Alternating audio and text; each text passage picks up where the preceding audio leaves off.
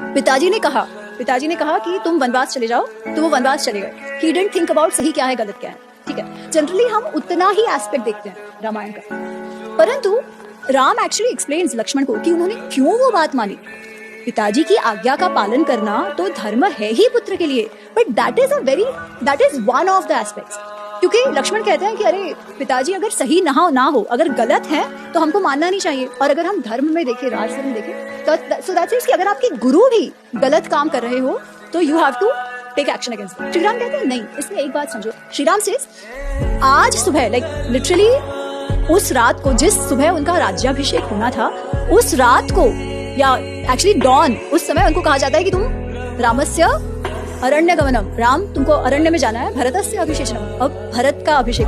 तो राम कहते हैं मेरे मुंह तक निवाला आके चला गया, अभी मैं राजा बन जाता, जबकि अब तो मेरे पास से सब कुछ चला गया। क्योंकि ही सेज ना ही आज तक मैंने ऐसा कोई कार्य किया है जिससे मैंने कैकेयी को दुख पहुंचाया। तो उनके मन में ऐसा विचार आना कि मुझे दुख पहुंचे इज नॉट जस्टिफाइबल। नसीब का भाग देखता हूँ उसमें मैं, जो मेरे मार्ग को कहीं और लेकर जा रहा है। और unless and until I flow with the flow, जब तक मैं उस मार्ग पर ना चलूं, मुझे समझ नहीं आएगा कि मेरे लिए क्या गंतव्य है, what is that ultimate goal that I am made for. इसीलिए इस समय वनवास करना ठीक है, तो ही पता चलेगा कि ये हुआ कैसे।